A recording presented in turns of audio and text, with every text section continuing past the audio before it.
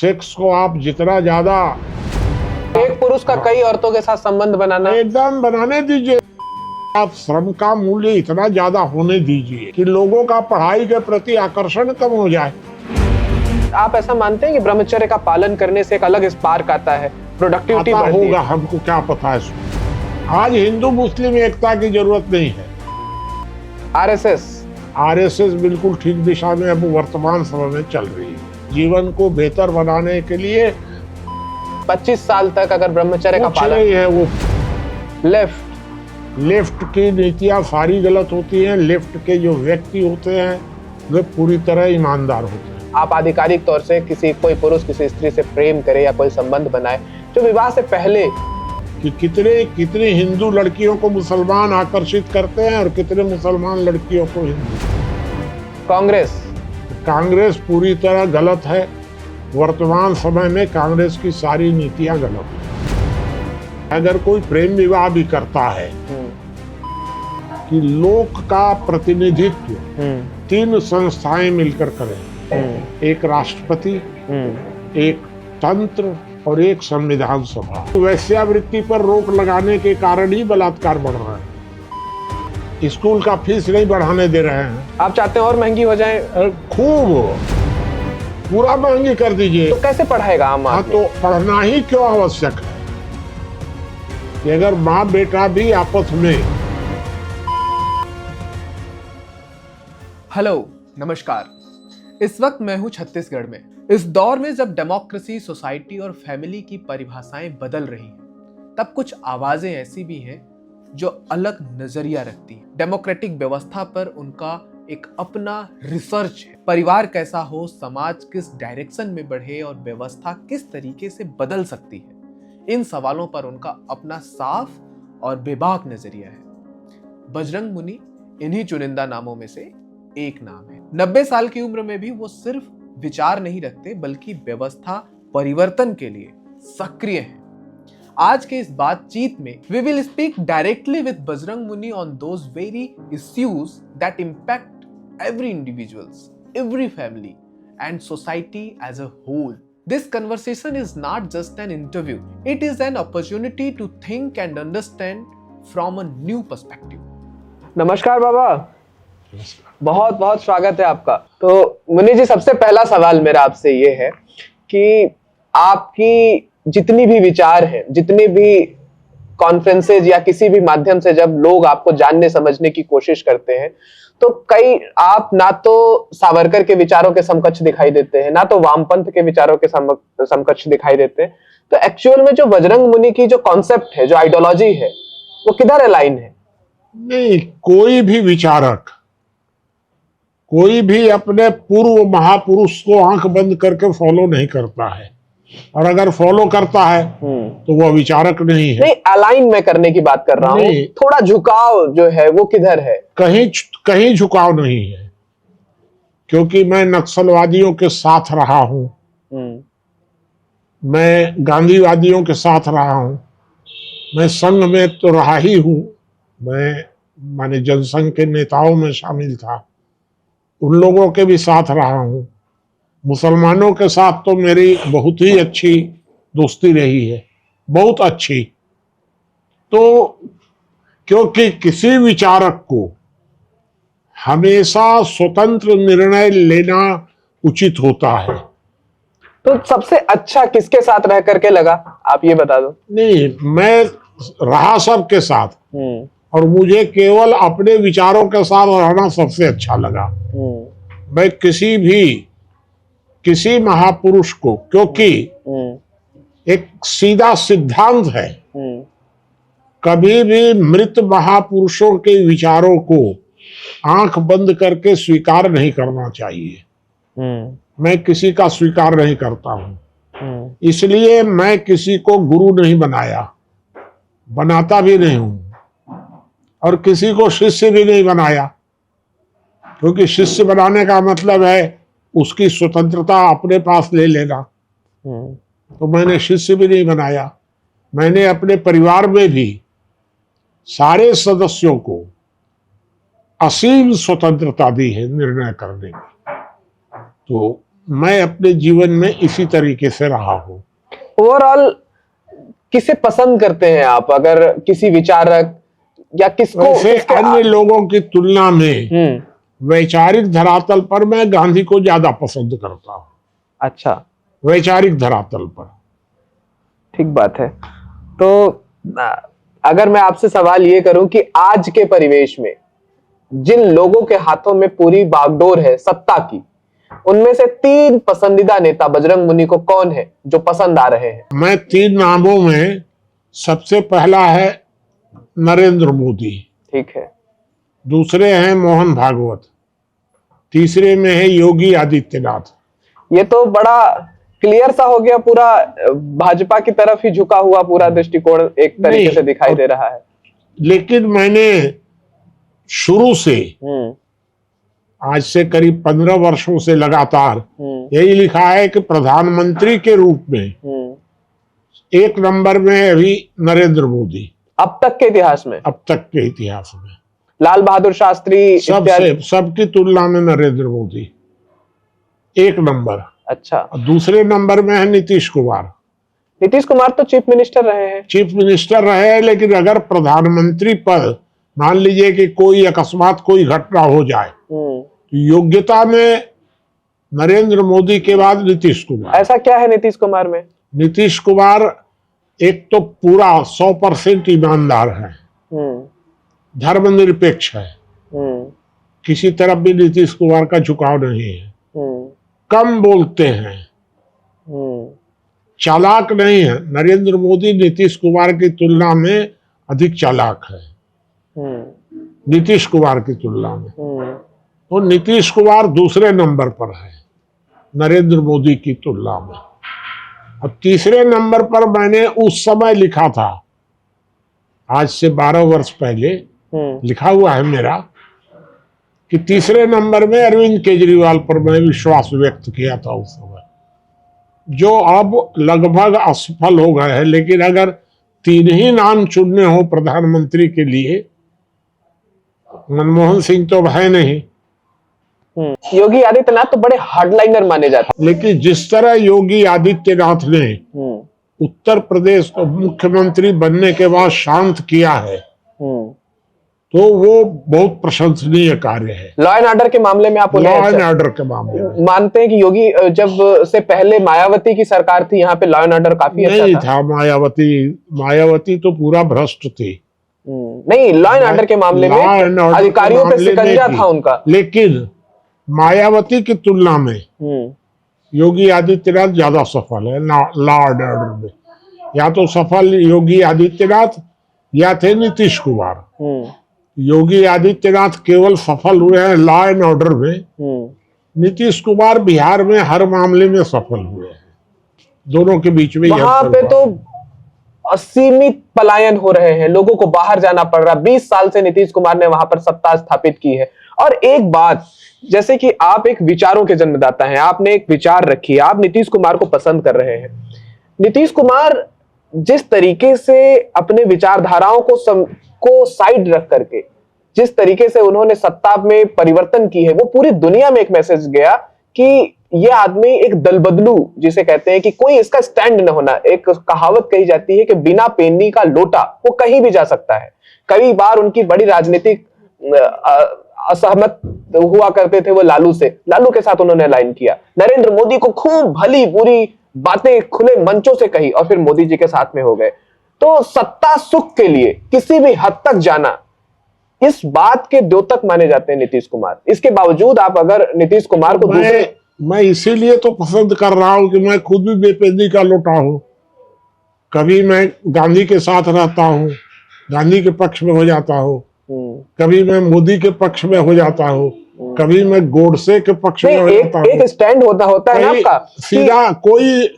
मैं अगर बेपिंदी का लोटा मानना हूं तो आप मुझे पूरी तरह कह सकते हैं, क्योंकि आपको लगता है कि सत्ता व्यवस्था के अंदर ऐसे ही लोगों को होना चाहिए जिनका कोई अपना ईमान, अपनी आइडियोलॉजी, अपना कॉन्सेप्ट नहीं है। आज वो धर्मनिरपेक्ष है, कल को वो पलट जाए। हमेशा किसी भी व्यक्ति को सत्य के साथ ही खड़ा होना चाहिए। नहीं, एक आदमी आज हाँ, अगर असत्य है। लालू यादव एक समय पे करप्टेड हैं, वो उन्होंने भ्रष्टाचार किया। आपको लगता है कि हमारा सत्ता सुख इनके साथ सध सकता है? तो वो कैसे ईमानदार और पूरी क्या करते? नीतीश कुमार कहीं गलत नहीं थे। नीतीश कुमार ने जो किया वो बिल्कुल ठीक किया। नीतीश कुमार के दो सिद्धांत थे, धर्मनिरपेक्षता और ईमानदारी। उन्होंने सब दोनों के साथ समझौता किया। दोनों के साथ समझौता किया, तीसरा कोई था ही नहीं। तो जब दो में से एक का चयन करना है तो कभी उन्होंने धर्मनिरपेक्षता का चयन किया, लालू के साथ चले गए। नहीं, ये चयन धर्मनिरपेक्षता का नहीं था बाबा, ये चयन था सत्ता का। होगा आपका ना, मैं आपकी बात नहीं मान रहा हूं ना, मैं अपने कैलकुलेशन बता रहा हूं आपको कि यह चयन था धर्मनिरपेक्षता का, कि वो चले गए लालू के साथ।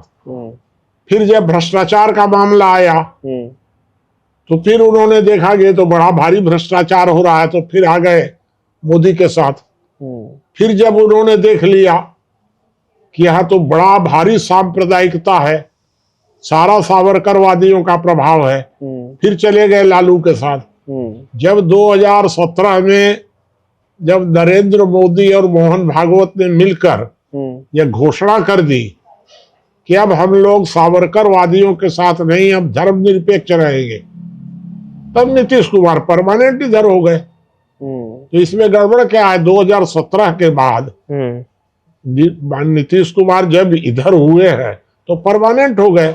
आपको हिंदुत्व पे क्या आपका कॉन्सेप्ट है? आप क्या मेरा समझते हैं? तो है वैचारिक संतुलनवादी हिंदुत्व, नरम हिंदुत्व, जो गांधी की लाइन थी। और इस्लाम? इस्लाम तो कट्टर होता है। अगर नरम इस्लाम भी अगर नरम हुआ, अगर इस्लाम में नरम होता ही नहीं है। मुसलमान नरम हो सकता है, इस्लाम तो कट्टर होता है, क्योंकि इस्लाम हमेशा, इस्लाम एक संगठन है, धर्म तो है नहीं।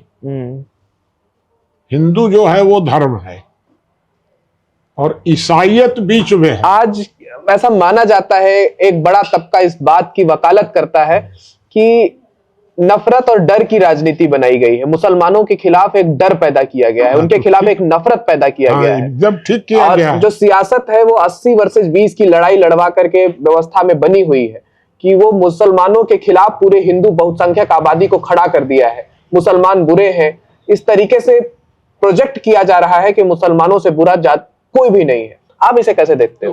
अगर बुरे के खिलाफ में सब अच्छे लोग एकजुट हो रहे हैं 80%, आप मानते हो कि मुसलमान बुरे हैं? मुसलमान लोग जो भी व्यक्ति नहीं, ये जो व्यवस्था जिस तरीके से पोर्ट्रे कर रही है कि मुसलमान बुरे हैं, बिल्कुल ठीक किया जा रहा है।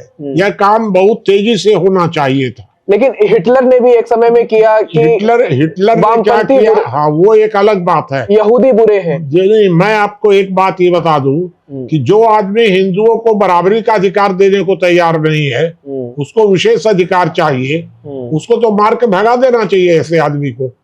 अगर आप हमको बराबर नहीं देना चाहते हैं, नहीं मैं ऊपर रहूंगा, तो फिर आपसे मेरा क्या लेना देना? नहीं, समस्या इस बात से है कि जो इसके एवज में जो बातें उपज के आ रही हैं सामने, वो ये कि मुसलमानों को लोग अब अपने यहाँ किराए पर कमरा देना नहीं चाहते। कभी नहीं देना चाहते थे। मेरी मुसलमानों से खूब अच्छी मित्रता रही है, खूब अच्छी। लेकिन मैंने एक बात उनके सामने क्लियर कर दी थी कि मैं कभी तुमको अपने घर के पास नहीं बसने दूंगा। मैंने लिखा भी है, उस समय लिखा है बचपन में। क्यों नहीं बसने देंगे? उसका कारण है कि मेरा लड़का तो उसकी लड़की के साथ कभी बुरी नजर नहीं रखेगा। कैसे आप इस बात को? नियम है एकदम। हिंदू का लड़का मुसलमानों पर अपवाद स्वरूप ही कभी मुसलमान लड़कियों पर बुरी नजर रखता है, ऐसी आम माने अपवाद स्वरूप। और मुसलमान लड़का हमेशा अपना पैंट खोल करके 24 घंटे तैयार रहता है। मैं काहे को खतरा अपने घर के पास में लूंगा? मैं उनको दूर रखूंगा। लेकिन कई ऐसे हिंदू लड़के हैं जो कई हैं। क्या है प्रतिशत? अब इसका कोई ठीक आंकड़ा तो नहीं एकदम है। एकदम ठीक आंकड़ा आप आंकड़ा निकाल लीजिए। हिंदू हैं 85%, मुसलमान है 15%। आप पूरा आंकड़ा देख लीजिए कि कितने कितने हिंदू लड़कियों को मुसलमान आकर्षित करते हैं और कितने मुसलमान लड़कियों को हिंदू। आकर्षण तो बहुत स्वाभाविक है ना, ये किसी से भी हो सकता स्वाभाविक है। नहीं है, यही तो मैं कह रहा हूँ कि मैं काहे को खतरा में लूंगा उनको नजदीक बुला करके। वो दूर रहे अपना, जब वो हमेशा तैयार ही रहते हैं। मुझे ये पता है कि ये आदमी चोर है, तो मैं चोर से सावधान क्यों क्यों नहीं, क्यों न सावधान तो उनसे रहना चाहिए जिनका नाड़ा ढीला है, वो हिंदू हो या मुसलमान हो। सब तो सारे मुसलमान लड़कों का, बाप का नहीं। मुसलमान लड़कों का हमेशा पैंट ढीला रहता है और इसलिए उनको घर के पास नहीं बसाना चाहिए, उनको किराए का मकान जल्दी नहीं देना चाहिए। उनके साथ न्याय के भी आधार पर देखा जाता है कि आज के समय में अगर मुसलमान है तो उनको बहुत देर तक रोक करके रखना या उनके साथ न्याय में ज्यादती करना, जो मुस्लिम लीडर्स हैं उनके साथ ज्यादती करना, ये बहुत कॉमन हो गया। नहीं मुसलमान तैयार होता है बराबरी का अधिकार हिंदुओं को देने के लिए। कॉमन सिविल कोड मानने में क्या दिक्कत आ रही है मुसलमान को? सारे भारत के हर आदमी में हिंदू मुसलमान का भेद नहीं रहेगा कानून में। धर्म के आधार पर आप भेद करिए, आप मस्जिद में नमाज पढ़िए, वो मंदिर में नमाज पढ़े, कोई दिक्कत नहीं है। कानून सबके लिए बराबर होना चाहिए। इस बात पर मुसलमान और उसके मुसलमानों के वकील क्यों नहीं तैयार है कि हम बराबरी का अधिकार दें? अगर आप हमको बराबरी का अधिकार नहीं देना चाहते हैं, अगर आप हमको अछूत समझना चाहते हैं, तो हम आपका बाइकाट करेंगे ही। अच्छा, जैसे आपका मानना है कि मुसलमानों का नाड़ा ढीला होता है, और मुसलमानों को लेके क्या आपका ऑब्जर्वेशन है? पूरे भारत के 100% मुसलमानों की स्थिति वही है। ये जो अब्दुल कलाम और अशफाक उल्लाह खान जैसे मुसलमान हैं, हाँ, ये अब बचपन में कैसे थे और कितने हैं, ये कैसे मान लिया जाए बचपन में ही कि ये अब्दुल कलाम बनने वाला है? तो वो मैंने बचपन की ना बात मैं कह रहा हूँ। मैं मुसलमान की बात नहीं कर रहा हूँ, मैं मुस्लिम बच्चों के संस्कार की बात कर रहा हूँ। तो ये अब्दुल कलाम और अब्दुल हमीद ये बाद में बने, तो उनका हम लोगों ने सम्मान किया। क्यों? सबसे बड़ा प्रश्न ये है कि भारत तो आपको नहीं लगता कि अगर हम इस तरीके से समाज का व्यवस्था समाज की बनाएंगे जिसमें मुसलमानों के लिए एक अलग जगह हो, मुसलमानों के एक अलग नजरिए से देखा जाए, तो समाज एक गहरे खाई में बट जाएगा? कुछ नहीं बटेगा, ये सब खत्म हो जाएंगे, मुसलमान खत्म हो जाएंगे। मुसलमान अगर मुसलमान सबको बराबरी का अधिकार नहीं देगा, अगर मुसलमान विस्तारवाद को नहीं छोड़ेगा, तो सारी दुनिया से खत्म हो जाएगा। एक कश्मीर में हम लोगों ने दबाया है और एक वहाँ इजराइल दबा रहा है, और धीरे धीरे मुसलमानों को बराबरी का अधिकार देना ही पड़ेगा। अगर ताकत के बल पर मुसलमान सारी दुनिया को गुलाम बनाना चाहता है तो खत्म हो जाएगा इस्लाम दुनिया से। ये मेरा आकलन यही है। आप तो गांधी को मानते हैं, आप कह रहे हैं कि मैं गांधी के बड़े समकक्ष खुद को देखता हूं, उनके विचारों के समकक्ष। गांधी का तो मानना था कि नफरत खत्म होना चाहिए, भाईचारा, आपसी, ईश्वर अल्लाह तेरे नाम सबके। बिल्कुल ठीक है, तो गांधी मैं तो उसी को मान रहा हूं। लेकिन आप जब ऐसे कहोगे कि किराए पर हम कमरा नहीं देंगे, दूर बसाएंगे तुमको, और मुसलमान इस तरीके से आक्रांता है, तो कैसे ये बात चलेगी? वो गांधी भी इसी को मानते थे। गांधी नरम हिंदुत्व के पक्षधर थे, नरम इस्लाम के नहीं। लेकिन इस तरीके का स्टेटमेंट गांधी ने कभी नहीं दिया। गांधी का स्टेटमेंट आप देखे ही नहीं है। तो गांधी ने जो गीत लिखा उसमें 7 जगह ईश्वर और 1 जगह अल्लाह। तो गांधी कितना समझदार थे ये आप समझिए। उन्होंने अल्लाह और खुदा को 2 जगह 3 जगह तो नहीं घुसाया उसमें, 8 जगह में 1 जगह। तो गांधी बिल्कुल समझते थे कि मुसलमानों को कितना महत्व देना है। लेकिन उस काल खंड में हिंदू मुसलमान की एकता बहुत जरूरी थी, जो गांधी ने स्थापित की। आज जरूरी नहीं है? नहीं, आज बिल्कुल जरूरी नहीं है। आज हम गुलाम है ही नहीं। एकता की जरूरत है या नहीं? उस समय गुलामी में जरूरत थी। आज हिंदू मुस्लिम एकता की जरूरत नहीं है एकदम। अगर ये खत्म होती है तो तुरंत खत्म हो जाए, गृह युद्ध होता है तुरंत हो जाए। आज जरूरत है मनुष्य मनुष्य में एकता की। अगर मुसलमान हिंदुओं को बराबरी का अधिकार देने को तैयार नहीं है तो तुरंत खत्म हो जाए।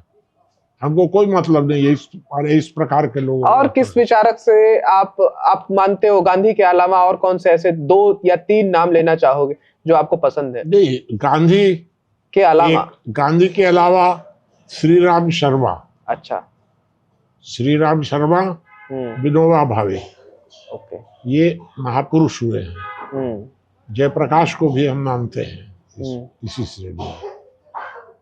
तो गांधी के अलावा 3 नाम मेरे हिसाब से विनोबा भावे, जयप्रकाश और श्री राम शर्मा। अच्छा बाबा, आज आप इतना मंथन करते हैं, कंटिन्यू आप जूम मीटिंग करते हुए तमाम लोगों को मार्गदर्शक बनाने की कोशिश कर रहे हैं, नए लोगों को जोड़ रहे हैं कि उनके अंदर एक चिंतन पैदा हो, डेवलपमेंट पैदा हो, तर्कशील बन सके। तो इन चिंतन मंथन के दरमियान आज भारत में तमाम तरह की बड़ी समस्याएं हैं। ये देश कई समस्याओं से जूझ रहा है। आपको क्या लगता है कि सबसे ज्यादा गंभीर समस्या इस देश के लिए क्या है? कौन सी ऐसी बात है जो नासूर बन चुकी है, जिसको समाप्त करना सबसे ज्यादा जरूरी है? पहला नासूर है भारत में साम्यवाद। वो कहा? अभी तो उसका कोई आधार ही नहीं बचा। अब साम्यवाद अभी तो मार्च में खत्म होगा। साम्यवाद का अतिवादी स्वरूप नक्सलवाद और साम्यवाद का प्रेरणा स्रोत जेएनयू। जैसे भ्रष्टाचार और जातिवाद, इन सब चीजों को आप उतना नहीं, ये सब कुछ नहीं है। अच्छा, सबसे बड़ा खतरा साम्यवादी विचारधारा दुनिया की सबसे बड़ी जो कम्युनिज्म के अंदर जिस आप साफाई की बात कर रहे हैं, जिस तरीके से आपने कहा कि नीतीश कुमार मुझे पसंद है क्योंकि वो करप्ट नहीं है, तमाम चीजों के होने के बावजूद वो करप्ट नहीं है, यही बात साम्यवादी लीडर्स करते हैं। माणिक सरकार त्रिपुरा में रहे, लंबे समय तक चीफ मिनिस्टर रहे, करीब 20 साल से भी ज्यादा कार्यकाल उन्होंने त्रिपुरा के अंदर दिखाया, और आज भी उनके पास अपना फोन नहीं है, अपना घर नहीं है। और सच्चाई है मीडिया के सामने ही नहीं, ग्राउंड पर, कि उनके पास कोई लाइफ स्टाइल ऐसी नहीं है जिससे वो 20 साल की चीफ मिनिस्ट्री की बदौलत हासिल की हो। सीताराम येचुरी जो जनरल सेक्रेटरी रहे, पढ़ाते रहे, किताबों की रॉयल्टी से उनका जीवन यापन चला, और बहुत सारी, मतलब कोई ऐसी लग्जरियस जिंदगी नहीं रही। तमाम ऐसे जो हमारे पश्चिम बंगाल के लंबे समय तक चीफ मिनिस्टर रहे, ज्योति बासु, जिसके नाम पर कम्युनिज्म यहाँ पर खूब फैला, खूब पोषक हुआ, वो उनके पास भी एक सादगी थी, कोई बहुत बड़ा मनी मशल नहीं था, ईमानदारी थी, और ईमानदारी जग जाहिर थी। तो इसको लेकर के आपका क्या कहना है? नहीं, मैंने क्या कहा है, मैंने ईमानदारी की चर्चा नहीं की है, मैंने चर्चा की है साम्यवाद। ये गांधी विरोधी विचारधारा है। विचारधारा तो अब विचारधारा अलग होती है और आचरण अलग होता है। तो विचारधारा साम्यवाद बहुत खराब है। और ये जो सादगी है उनकी, ईमानदारी जो है, हाँ, इसको लेकर के आप क्या तो कहेंगे? क्या हम ये मान लें कि कोई आदमी बहुत ईमानदार है और वो चरित्रहीन है, तो मैं अपने घर में उसको बिठा लूं? तो आप ईमानदार मानते हैं कम्युनिस्टों को कि ये अपने विचारों के प्रति? हाँ, मैं मानता हूँ, क्योंकि साम्यवादी जो होता है, कोई भी कम्युनिस्ट, अगर वो कार्ड होल्डर है तो वो वेतन भोगी होता है और वो अपने वेतन पर गुजारा करता है। बंगाल में जिस तरह माने साम्यवादी पार्टी ने लूटमार की, पार्टी के लिए, उसके व्यक्तियों ने लूटमार नहीं की, भ्रष्टाचार नहीं किया। अच्छा, जितना बंगाल में जितनी लूटमार हुई उतना सारे भारत में नहीं हुई कहीं। हुई किसके लिए? पार्टी के लिए। तो अब इसको हम क्या माने?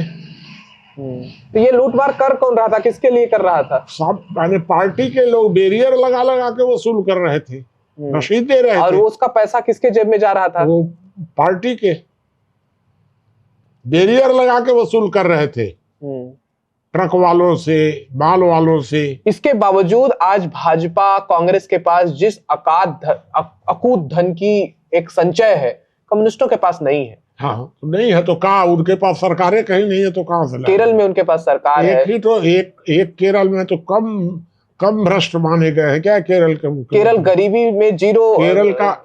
केरल गरीबी में बहुत माने आगे है, गरीबी के मामले में नहीं, संपन्नता के मामले में बौद्धिक स्तर पर आगे है। और कोरोना सबसे ज्यादा केरल में ही रहा। क्यों रहा फिर कोरोना? क्योंकि वहां पे विदेशों में ज्यादा लोग रहते हैं, आवागमन ज्यादा हुआ है ना प्रश्न। इतना साफ सफाई केरल में जितना बिहार में नहीं है। हर आदमी एकदम नीट एंड क्लीन केरल का। लेकिन केरल सारे हिंदुस्तान में सबसे ज्यादा परेशान किया कोरोना में। तो आखिर कुछ अच्छाइयां हैं तो कुछ बुराइयां भी हैं।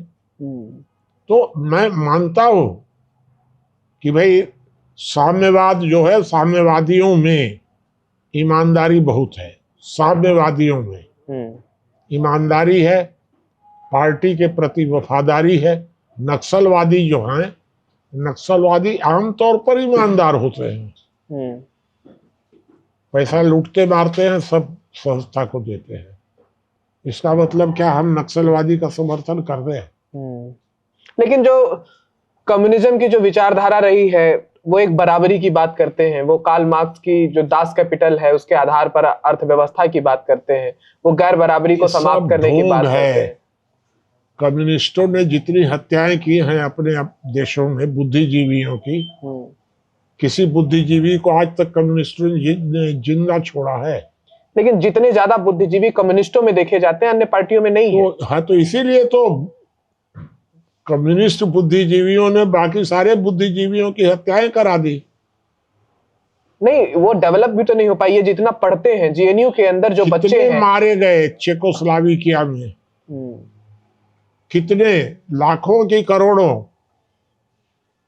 क्या मुख्य प्रश्न ये है कि अगर साम्यवाद एक अच्छी विचारधारा है, अच्छी है, तो उसने अपने को लौह दीवार के अंदर क्यों रखा हुआ है, गुप्त? समाज के बीच में खुलेआम रहे। नहीं खुलेआम, लेकिन वो एग्जीक्यूशन में नहीं आ पाई। जो कॉन्सेप्ट है वो लोगों के बदौलत आया ही नहीं। तो वो तो थ्योरी रह गई, खाली प्रैक्टिकल तो हुआ ही नहीं आज तक कहीं। तो अब हम उस थ्योरी को लेकर के घिसते रहे। कोई उदाहरण, हम लोगों ने लोक स्वराज की थ्योरी दी, और थ्योरी दी तो प्रैक्टिकल किया रामानुजगंज में, दिखा दिया। तो साम्यवाद कहीं प्रैक्टिकल करके दिखावे ना एक भी देश में। छोटा सा राज्य है केरल, उसमें उन्होंने बहुत बेहतरी की है। बहुत केरल की स्थिति, अब चुनाव जीतेंगे तब न पता चलेगा कि अब कांग्रेस आएगी कि ये आएंगे। तो दूर से न दिखाई दे रहा है, अभी देखते रहिए कुछ दिनों में पता चल जाएगा आपको कि केरल का क्या यथार्थ आता है। तो इसलिए अभी कोई भविष्यवाणी नहीं की जा सकती। तो सबसे खराब चीज क्या लगती है कम्युनिस्टों की आपको? कम्युनिस्ट विचारधारा। कम्युनिस्ट पूरी तरह, मतलब विचारधारा में क्या एलिमेंट कुछ बताइए। नहीं, सबसे ज्यादा जो खराब है उनका वो है वर्ग विद्वेष, वर्ग संघर्ष। हाँ, वो तो कहते हैं कि वर्ग संघर्ष होना चाहिए। हाँ, तो कहते हैं, तो इसीलिए मैं उनको सबसे बुरा मानता हूँ। वो कहते हैं कि वर्ग संघर्ष, हम कहते हैं वर्ग समन्वय। मैं हूँ गांधीवादी, वर्ग समन्वय होना चाहिए। मैं कहता हूँ मालिक मजदूर एक साथ बैठ करके समस्या का समाधान खोजे। वो कहते हैं कि मजदूर मिलकर मालिकों की हत्या कर दो। ये कैसे चलेगा? सारा काम सरकार करेगी। वो कहते हैं सत्ता का केंद्रीयकरण, हम कहते हैं सत्ता का केंद्रीयकरण। वो भी सत्ता के भी केंद्रीकरण की बात करते हैं। कुछ नहीं करते हैं, सब केंद्रीकरण की बात है। नाम केंद्रीकरण का नहीं, जो उनका कॉन्सेप्ट है, जो उनकी फिलॉसफी है, वो तो पावर के डिसेंट्रलाइजेशन की बात करती है। आप बताइए ना कि चाइना में अकेंद्रित विकेंद्रित है कि रूस में है? रूस में और चाइना में तो उस तरीके से एग्जीक्यूटेड ही नहीं है कम्युनिज्म। कि उत्तर कोरिया में है? किस कम्युनिस्ट देश में विकेंद्रीकरण है? जब लेनिन ने इसे एग्जीक्यूट किया था उस समय बहुत हद तक माना जाता है होगा वो सब, वो धोखा देने के लिए होगा जो भी। मैं कम्युनिस्टों को, कम्युनिस्ट थ्योरी को नापसंद करता हूँ। और आरएसएस को? आरएसएस तो 2017 के बाद बिल्कुल सही है, 100%। 100% 2017 के बाद। 17 के पहले मैं नहीं पसंद करता था, क्योंकि वो चल रहे थे सावरकर की थ्योरी पर। सावरकर की क्या थ्योरी है जो आपको गलत लगती है? नहीं, सावरकर की सब थ्योरी ही गलत है। वो हिंदुत्व की बात करते थे। सावरकर कहते हैं हिंदू राष्ट्र, मैं कहता हूं धर्मनिरपेक्ष राष्ट्र, मैं कहता हूं समान नागरिक संहिता। मैं हिंदू राष्ट्र के पक्षधर नहीं हूं। कॉमन सिविल कोड होना चाहिए। किसी भी व्यक्ति को अपना धर्म मानने की पूर्ण स्वतंत्रता होनी चाहिए। मैं मुसलमानों को दूसरे दर्जे का नागरिक बनाकर नहीं रखना चाहता हूँ, जैसा सावरकरवादी सोचते हैं। मैं उसका पक्षधर नहीं हूँ। दीनदयाल उपाध्याय को कैसे देखते हैं आप? दीनदयाल उपाध्याय बहुत अच्छे आदमी थे। श्यामा प्रसाद मुखर्जी? श्यामा प्रसाद मुखर्जी भी ठीक थे। EMS नमूद्रीपाद? सब नमूद्रीपाद भी ठीक थे। उसमें हमारे तरफ से इन व्यक्तियों के बारे में। ज्योति बसु? ज्योति बसु भी बहुत अच्छे थे। पसंद करते हैं आप ज्योति बसु? ज्योति बसु अच्छे थे, तभी तो उनको जब प्रधानमंत्री बनाने की बात हुई और पार्टी ने अस्वीकार कर दिया तो उन्होंने विद्रोह नहीं किया, मान गए। अच्छे थे तभी ना मान गए ज्योति बसु। उनका जो एग्जीक्यूशन रहा पश्चिम बंगाल में, जिस तरीके से उन्होंने अपनी चीफ मिनिस्ट्री का कार्यकाल किया, वो कैसा था? नहीं, ज्योति बसु का कार्यकाल ठीक था करीब करीब। माणिक सरकार का हमको नहीं पता है। लंबे समय तक वो त्रिपुरा में रहे हैं। क्या बस सुनी सुनाई बात है, हमको ज्यादा जानकारी। पी विजयन को कैसे देखते हैं आप? किसको? पी विजयन, जो केरल में भी कम्युनिज्म को चला रहे हैं। हाँ, उन पर तो भ्रष्टाचार के आरोप लगे हैं, लेकिन हमको ज्यादा जानकारी तो है नहीं, क्योंकि भाई अब हम लोग तो कहीं आना जाना है नहीं, दूर से सुनते हैं मीडिया से। अब मीडिया की बात आपने की, मीडिया को कैसे देखते हैं? आज के समय में जो सबसे ज्यादा क्वेश्चनिंग है वो मीडिया है। मीडिया एक पूरी तरह व्यवसाय है, व्यापार। समाज सेवा से कोई लेना देना नहीं है मीडिया का, जिस तरह राजनीति एक व्यापार है। आपने बात कही कि मुझे अगर चुनना हुआ किसी एक नेता को सबसे बेहतर, तो मैं नरेंद्र मोदी को चुनूंगा। और व्यवस्था में बने हुए तमाम लोगों का ये सवाल है कि नरेंद्र मोदी बतौर प्रधानमंत्री, बतौर मुख्यमंत्री, जितने सरकारी इंस्टीट्यूशंस हैं उनका सबसे ज्यादा दुरुपयोग उन्होंने किया है। मीडिया आज कंप्लीट खरीदी जा चुकी है और मीडिया को सबसे ज्यादा बर्बाद करने का काम नरेंद्र मोदी ने किया है।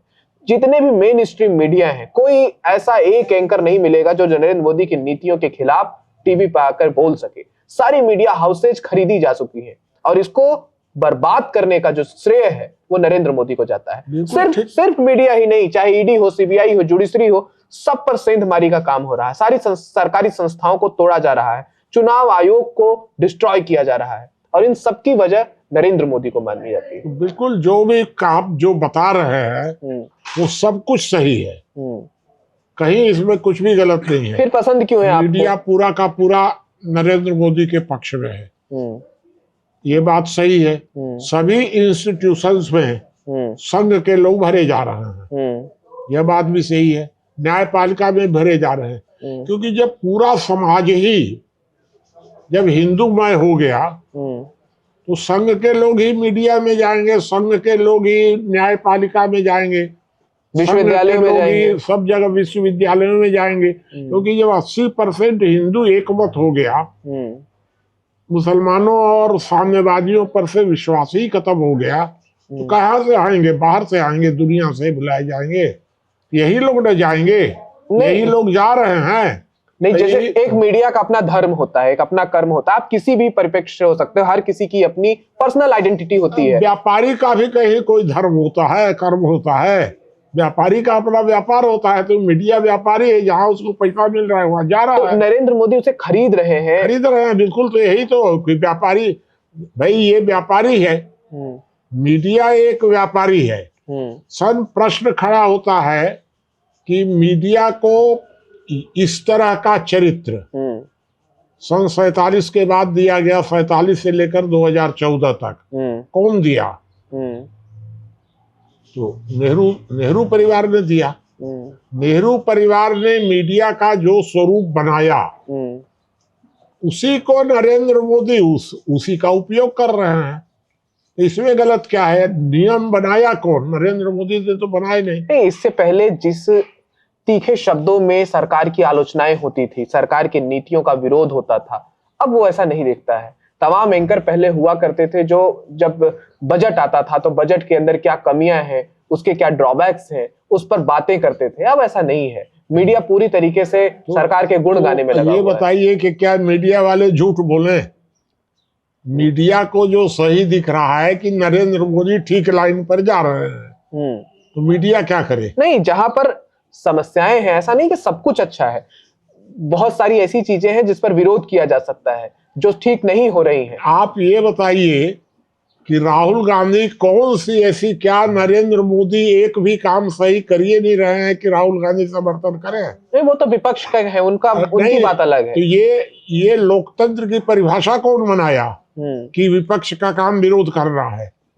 विपक्ष और विरोधी पक्ष अलग अलग होते हैं। तो जैसे आपने कहा कि मीडिया को जो अच्छा लग रहा है, यानी कि आप कहीं ना कहीं इनडायरेक्टली सॉफ्ट कॉर्नर दिखा रहे हैं नरेंद्र मोदी को, लेकिन जैसे नरेंद्र मोदी ने चुनावी वादों में कहा कि मैं 2 करोड़ नौकरियां दूंगा, और सच्चाई ये निकली कि 20,000 भी नहीं दी। नरेंद्र मोदी ने कहा कि गिट्टी बालू का दाम हम सस्ता कर देंगे, हमारी सरकार आती है तो हम महंगाई को इस तरीके से ले आएंगे, और वो उस पर फेल होते हैं। तो मीडिया का ये काम तो है ना कि आपने ये बात कही थी, जनता से आपने ये वादा किया था, लेकिन आप अपने वादे से मुकर रहे हो। इस बात का एहसास दिलाने का काम जो मीडिया का है, वो मीडिया अपने काम से पीछे हट रही है। तो उस समय वो प्रधानमंत्री थोड़े थे जब वो वादा किए थे? नहीं, अभी भी वो वादा करते हैं कि हम यहाँ, हमारी सरकार बिहार में बनती है तो हम ये नौकरी देंगे, ये स्कीम्स हैं हमारी, हम सत्ता में आते ही हम ये कर देंगे। और अगर उसमें फेल होते हैं, वो होते हैं तो फेल तो होते ही हैं। अब हम ही से अगर कोई वादा हम कर दिए और नहीं पूरा हो पाया तो नहीं पूरा हो पाया, तो हम कहेंगे ना। मीडिया का काम तो है ना कि कहना कि आपने कहा था। आपने लोक स्वराज की बात की कि हम लोक स्वराज की बात करते हैं, उसमें हम ज्यादा से ज्यादा लोगों को हम सत्ता देना चाहते हैं, उनके हाथों में व्यवस्था को देना चाहते हैं। लेकिन अगर वो फेल हो जाता है तो मीडिया का काम है आपसे पूछना कि आपने तो ऐसे ऐसे सपने दिखाए थे। प्रश्न ये है कि जनता ने जब नरेंद्र मोदी को समर्थन दिया होता तब न नरेंद्र मोदी करते। समर्थन इतना कहा दिया? संविधान का शासन होता है ना, व्यक्ति का शासन तो होता नहीं है। उसे संचालित करने वाला तो शासक ही है, नहीं है।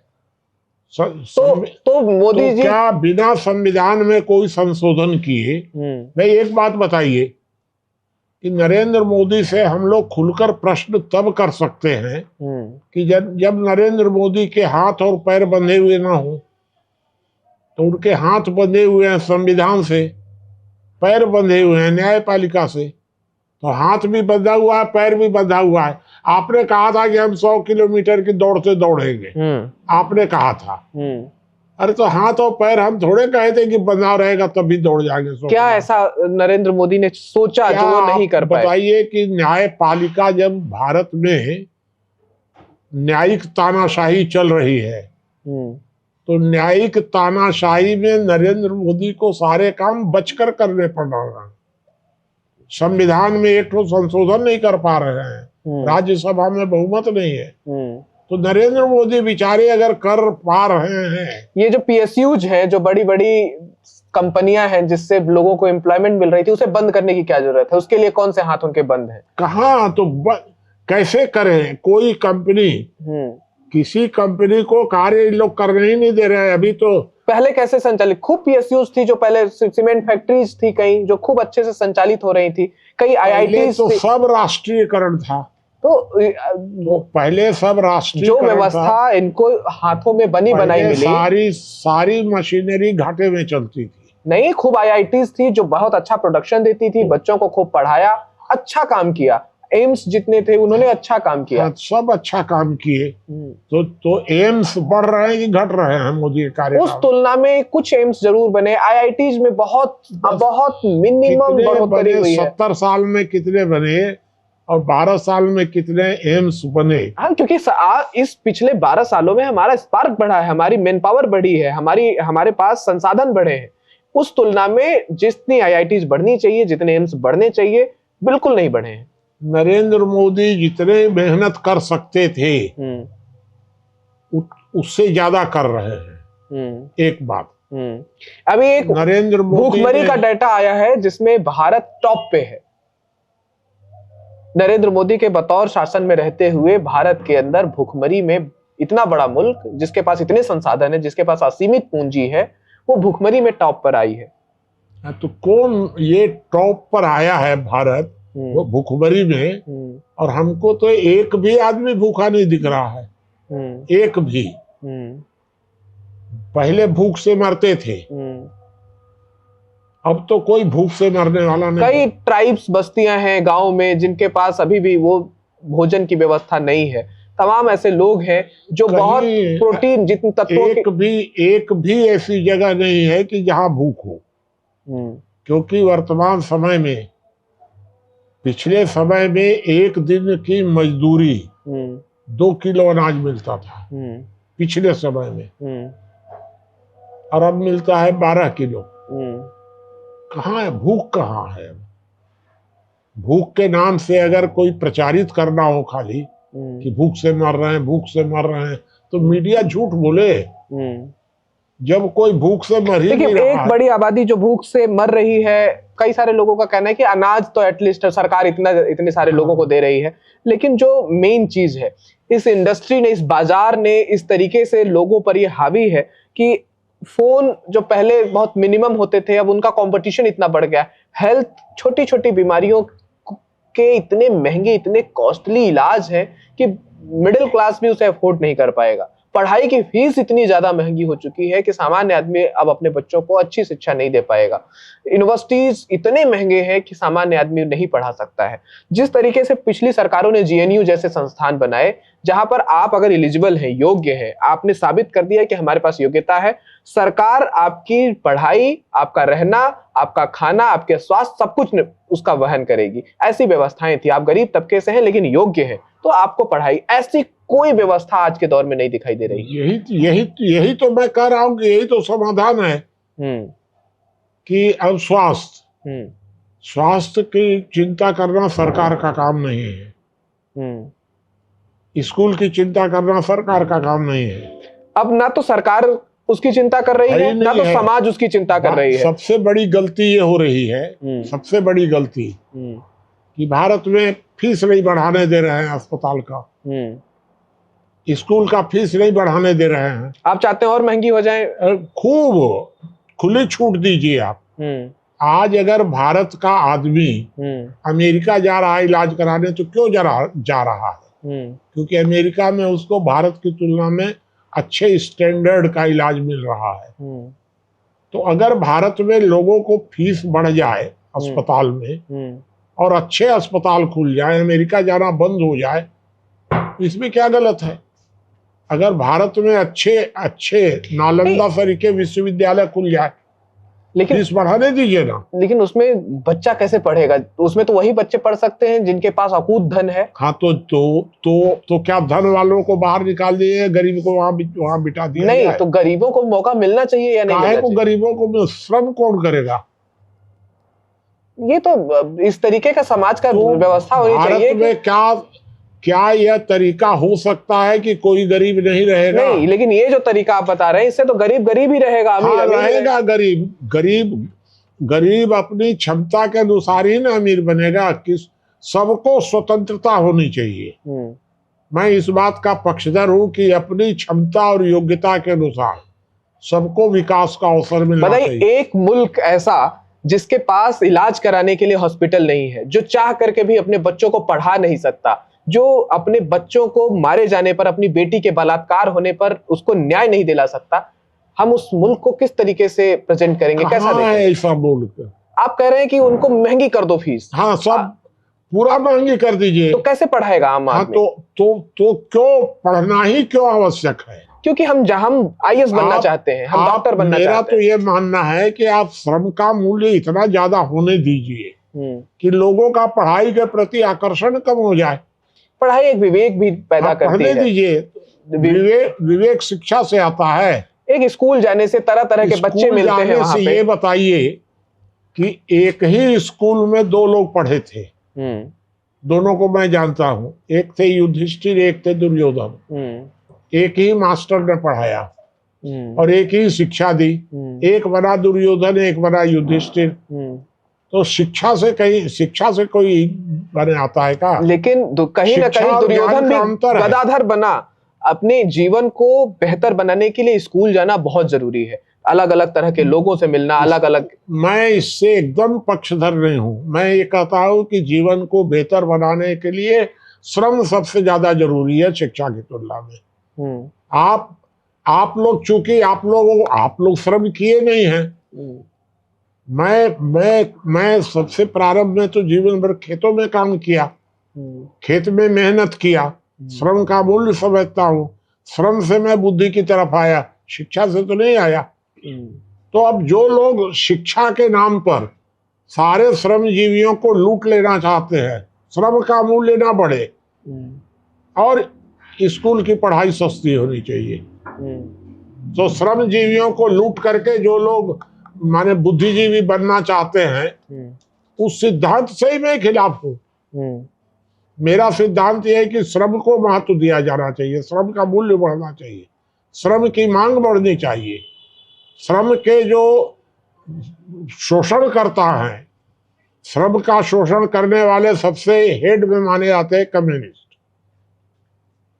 कम्युनिस्ट श्रम विरोधी होते हैं पूरे दुनिया में। कभी श्रम का मूल्य बढ़ने नहीं देंगे कम्युनिस्ट। ये जो गैर बराबरी को समाप्त करने की बात कही जाती है, उसकी वकालत सबसे ज्यादा कम्युनिस्ट करते हैं। कम्युनिस्ट और एक बात करते हैं जिसकी वजह से समाज में महिलाओं को बराबरी का अधिकार मिला, उसका भी श्रेय कहीं ना कहीं कम्युनिस्ट लेते हैं। आपका आजकल जो महिलाओं को बराबरी का अधिकार क्यों मिलना चाहिए? हर आदमी को बराबरी का माने अधिकार मिलना चाहिए। लेकिन जो पीछे थे उनको ऊपर इनहेंस करने के। कौन पीछे कौन आगे? मैं तो कह रहा हूँ कि महिलाएं कहाँ पीछे हैं। महिलाओं को मारा जा रहा था अभी कुछ साल पहले ही, उनको 4 दीवारी के अंदर पैक किया गया था, उनको पढ़ाई के लिए उतने अवसर नहीं दिए जा रहे थे। कितने कहाँ महिलाओं में जो विशेषता है वो तो पुरुषों में नहीं है। तो वही बात की उसका यूटिलाइजेशन होना होता है कि आप महिला को पत्नी मानते हैं कि माँ मानते हैं? जो पत्नी, जिसके लिए जो पत्नी है वो किसी की माँ है। हाँ, तो जो किसी की माँ है, तो फिर आप महिला को अलग अलग क्यों देख रहे हैं कि महिलाओं को मारा जा रहा है? कितनी माताओं को मारा जा रहा है? आज नहीं, लेकिन कुछ समय पहले, आज भी मारा जा रहा है। पहले आंकड़ा बहुत ज्यादा था। और तो एक जब माँ एक पत्नी मारी, ये सारा कम्युनिस्टों का आंकड़ा बनाया हुआ है। नहीं, गांव में खूब बहुतायत देखने को मिलता था। हाँ, होगा उस समय पुराने जमाने में, तो ये तो सुधारा गया ना। अब मैं वही उसी सुधार की मैं बात कर रहा हूं। वही तो मैं भी कह रहा हूँ कि जो पीछे बुराइयां थी 70 सालों से चली आ रही थी, वो अब वर्तमान सरकार सुधार रही है, तो इसमें क्या गलत? अच्छा, अभी चीजें थोड़ी बदली हैं, अब लोग लिव इन रिलेशन में रहते हैं। अब इसमें आपका क्या ओपिनियन है? प्रेम विवाह को लेके आप क्या सोचते हैं? नहीं, प्रेम विवाह जो है, विवाह करने की सबको स्वतंत्रता है। अगर कोई प्रेम विवाह भी करता है तो प्रेम विवाह करने में आप उसको मार नहीं सकते, आप उसको बलपूर्वक नहीं रोक सकते। लेकिन प्रेम विवाह करने वालों को ये तय करना पड़ेगा कि वो विवाह तो जो भी कन्या या लड़का या लड़की, वो विवाह परिवार में कर रहे हैं कि व्यक्ति से कर रहे हैं। अगर आपने किसी लड़की ने किसी लड़के से प्रेम विवाह किया, तो लड़की या लड़के के माता पिता सास ससुर कैसे हो गए? उन लोगों ने तो स्वीकार नहीं किया है। तुम अपना पति पत्नी बन जाओ, रहो, हम तो सास ससुर नहीं रहेंगे। तो सवाल ये है कि प्रेम विवाह को आप रोक नहीं सकते, लेकिन आदर्श स्थिति नहीं है, अच्छी स्थिति नहीं है। लेकिन अगर माँ बाप की स्वीकृति हो, अगर उस प्रेम तो ठीक है, तो क्या दिक्कत है? आपके हिसाब से? हमारे हिसाब से तो बिल्कुल ठीक है। आप प्रेम विवाह को ज्यादा तवज्जो देना अपने परिवार में? आप क्या चाहते हैं? एकदम हमारे यहाँ छूट है। लिव इन रिलेशन को कैसे देखते हैं आप? सब छूट है। कहीं किसी को कोई कानून, एक लड़का एक लड़की शादी से पहले एक साथ रह रहे हैं, वो कुछ भी रहे, मैं उसमें किसी तरह के प्रतिबंध का पक्षधर नहीं हूं, ना पहले था ना अब। छूट सब। सेक्स एक प्राकृतिक भूख है, प्राकृतिक, उसको बलपूर्वक रोका नहीं जा सकता है। मैंने तो कल भी आपको बताया था ये बात कि अगर माँ बेटा भी आपस में किसी तरह का संबंध बना लेते हैं तो उसको नेग्लेक्ट करने की जरूरत है। बहुत ज्यादा उस पर दबाव समझा बुझा करके रोक सकते हैं, लेकिन बल प्रयोग नहीं होना चाहिए, क्योंकि सेक्स एक प्राकृतिक भूख है, प्राकृतिक आवश्यकता है।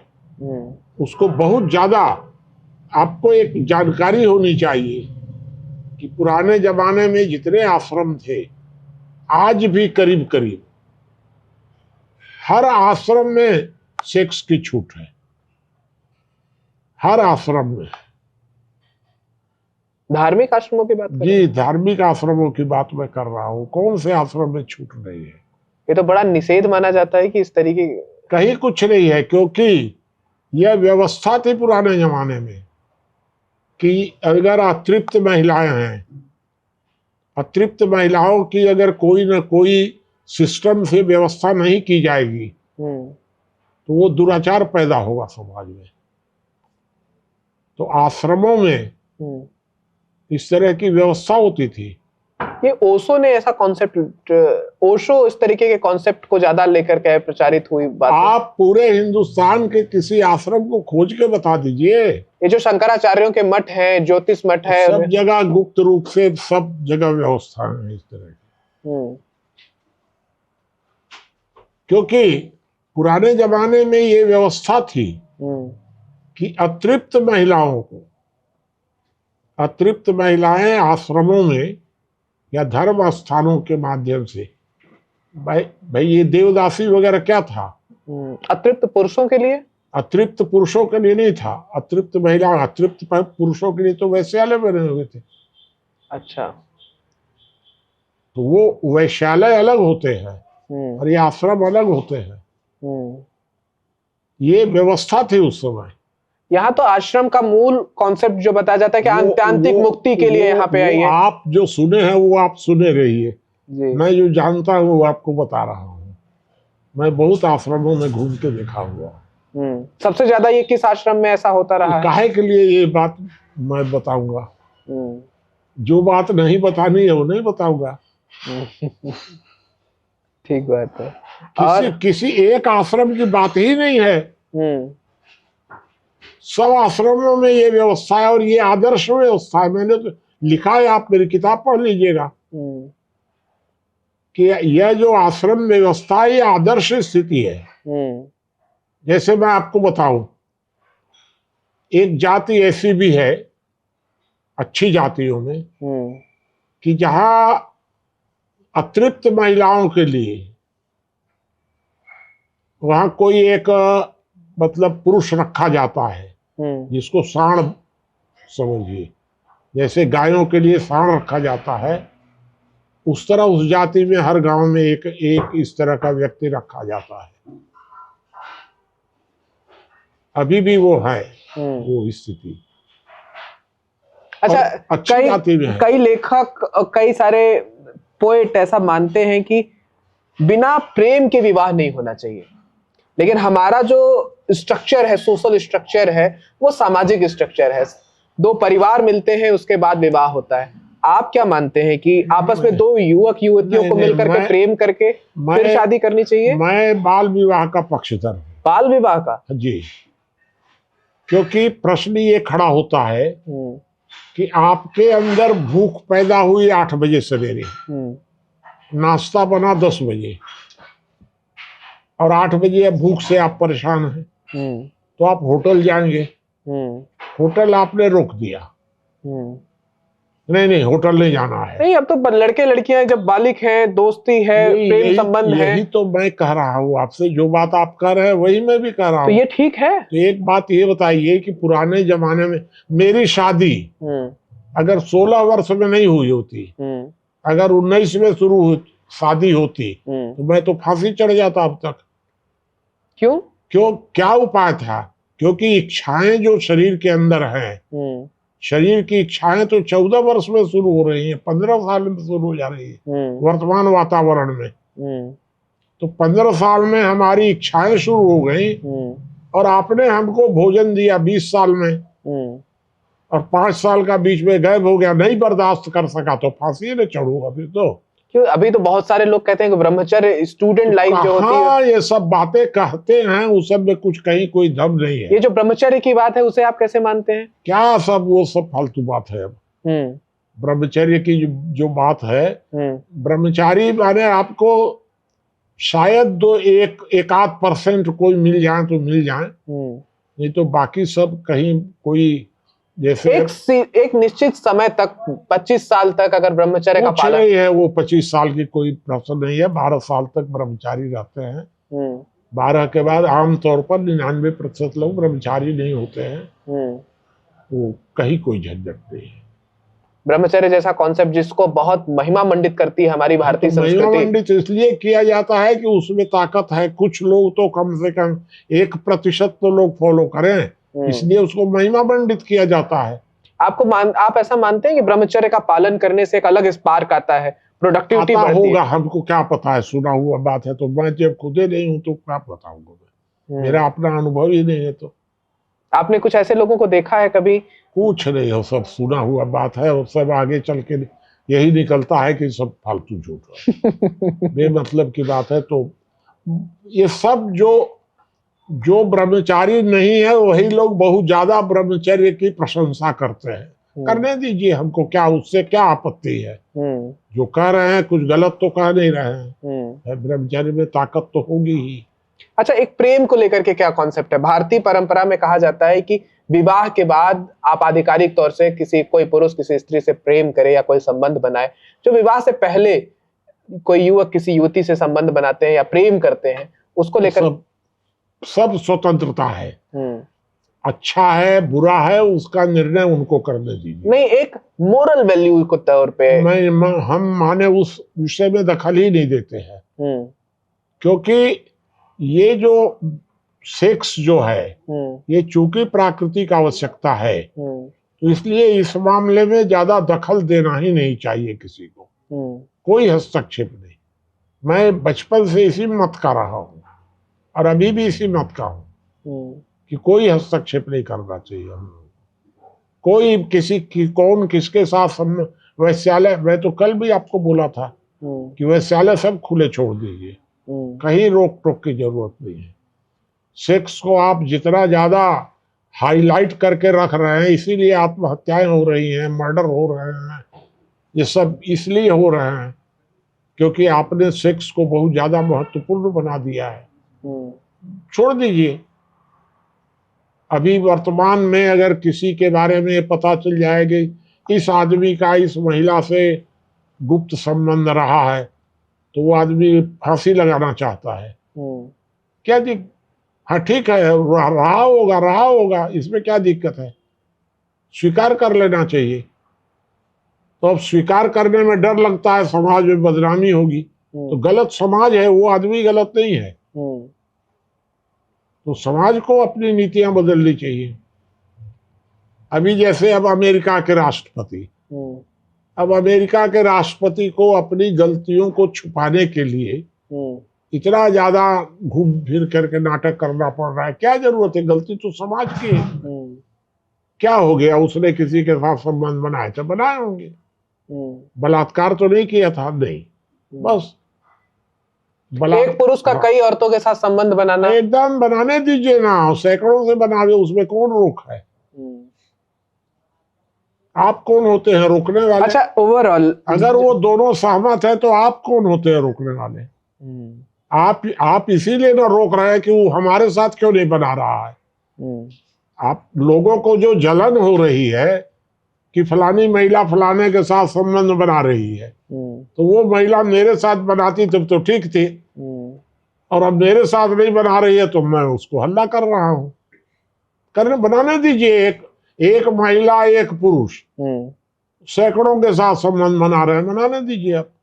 आप उसको घर से निकाल दीजिए और इतना ही ना करिएगा, और क्या करिएगा। अच्छा, नहीं, ओवरऑल जो क्रक्स है, जो हमारी भारतीय संस्कृति है, जिस बात को मजबूती से हम रखते आए हैं कि हमारे यहाँ नैतिकता बहुत है, संस्कार बहुत है, और एक महिला या एक पुरुष का कई अन्य महिलाओं के साथ या कई अन्य पुरुषों के साथ संबंध बनाना एथिकली सही नहीं मानते। हमारी जो शिव की जो परंपरा है, आप अपनी थ्योरी बदलिए।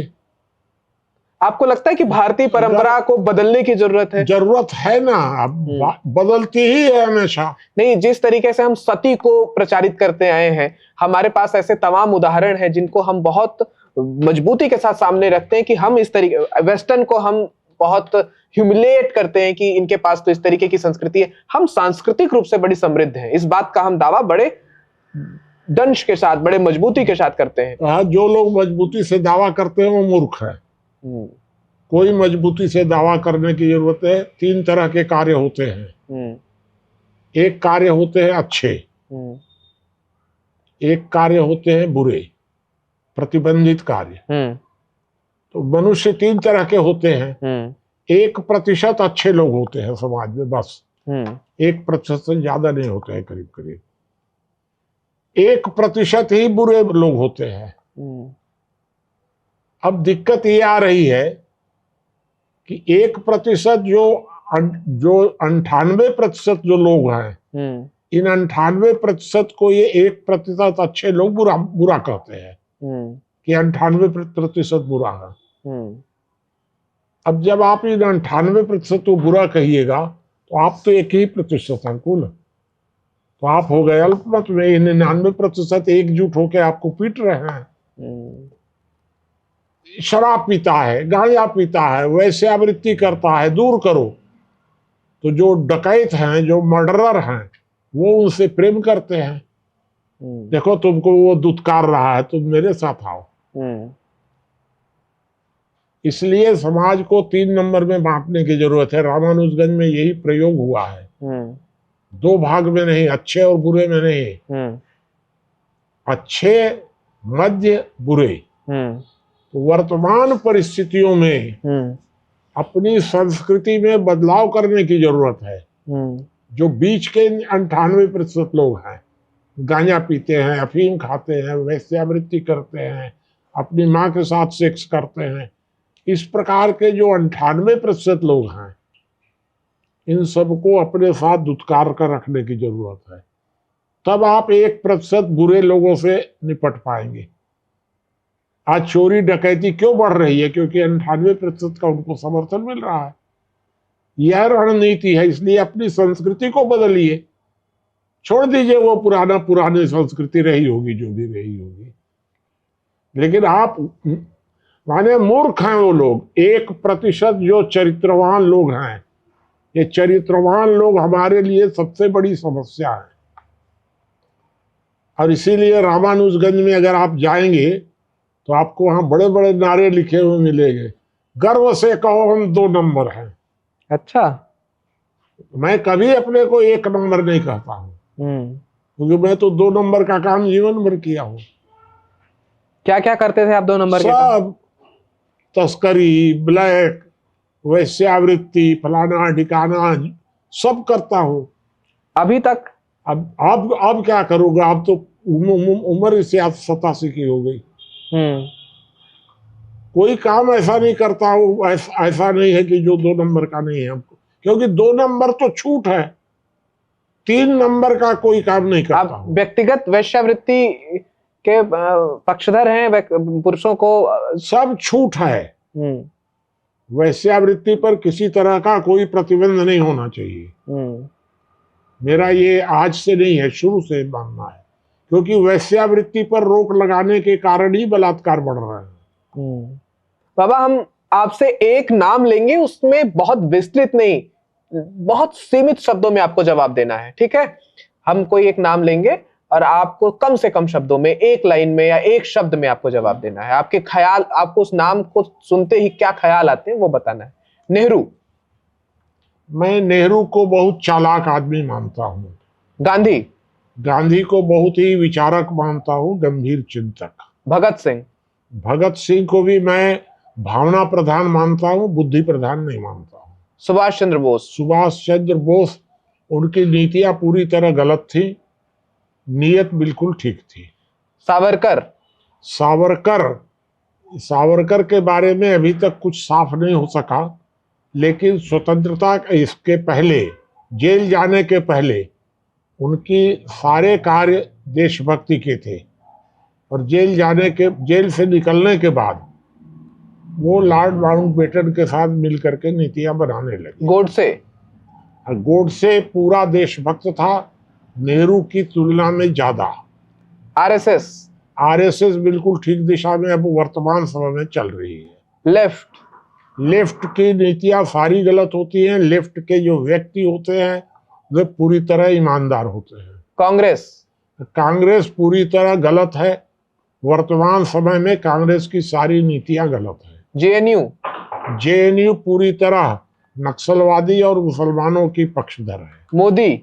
नरेंद्र मोदी 100% ठीक लाइन पर चल रहे हैं, संघ से भी ज्यादा। राहुल गांधी। हाँ, राहुल गांधी बहुत ही भले आदमी हैं, नासमझ हैं, अयोग्य हैं, शरीफ हैं। ममता बनर्जी। ममता बनर्जी बहुत चालाक है। बागेश्वर बाबा। बागेश्वर बाबा वो धर्म के नाम पर अपने को आगे बढ़ा रहे हैं, अब उनके बारे में ज्यादा नहीं जानकारी। स्वामी अभिमुक्तेश्वरानंद। शंकराचार्य अभिमुक्तेश्वर। शंकराचार्य अभिमुक्तेश्वरानंद, मैं उनको पसंद नहीं करता हूँ। निश्चलानंद, पुरी के शंकराचार्य। पुरी के शंकराचार्य से मेरा ज्यादा परिचय नहीं है। रामदेव। रामदेव ठीक आदमी है, एक अच्छे व्यापारी हैं। सारे व्यापारियों में उनको सबसे अच्छा मानता हूँ। मोहन भागवत। मोहन भागवत बहुत ठीक दिशा में चल रहे हैं, बहुत अच्छा। सीताराम येचुरी। सीताराम येचुरी से मेरा कोई परिचय नहीं है। गांव में रहना पसंद करेंगे या शहर में? मैं तो गांव में रहने वाला आदमी। ठीक है बाबा, आखिरी सवाल बस ये बता दीजिए कि बजरंग मुनि के जो सपनों का भारत होगा उसमें एक दो चीजें, एलिमेंट जो सबसे प्रायिकता के साथ रखी जाएगी, इसके बाद हम अपनी इस बात को समाप्त मेरे सपनों के भारत में मैं लोक और तंत्र के बीच में एक संतुलन बनाने का पक्षधर हूँ। और मेरे दिमाग में एक ऐसी कल्पना है कि लोक का प्रतिनिधित्व 3 संस्थाएं मिलकर करें। एक राष्ट्रपति, एक तंत्र और एक संविधान सभा। ये तीनों अगर सर्वसम्मत हो जाए, मान लिया जाएगा कि ये लोक का कथन है। लोक माने जनता कथन है, क्योंकि जनता को इकट्ठा तो किया नहीं जा सकता है। पूरी जनता को 140 करोड़ लोगों को आप कैसे इकट्ठा करेंगे? तो अगर ये तीनों मिल करके निर्णय करते हैं तो मान लिया जाएगा कि पूरी जनता का निर्णय है। और अगर तीनों में कोई मतभेद हो जाता है और कोई वीटो प्रयोग कर देता है, तब जनमत संग्रह होगा। एक तो ये मेरा मानना है। दूसरा ये है कि तंत्र के 2 भाग होने चाहिए। एक तो राष्ट्रपति मैंने अलग बता दिया आपको, संविधान सभा अलग बता दिया। तंत्र के 2 भाग, एक केंद्र सरकार, एक केंद्र सभा। केंद्र सरकार लोकसभा के द्वारा चुनी जाएगी, केंद्र सरकार, और संघ सरकार संघ सभा के द्वारा चुनी जाएगी। ये दोनों सरकारें होंगी और दोनों के कार्य क्षेत्र बटे हुए होंगे, संघ सरकार और केंद्र सरकार के। ये मेरे दिमाग में कल्पना है। ठीक है, बहुत शुक्रिया बाबा, आपसे जुड़ करके, आपसे बात करके बहुत अच्छा लगा। आपको कैसा लगा? कैमरे में देख करके बताइए, कैसा एक कन्वर्सेशन आपको? ठीक है, मेरे बहुत शांति से बात हुई है। आमतौर पर ऐसे प्रश्न माने शांति से इसके प्रश्न उत्तर होता नहीं है आमतौर पर। जो हुआ ठीक हुआ है।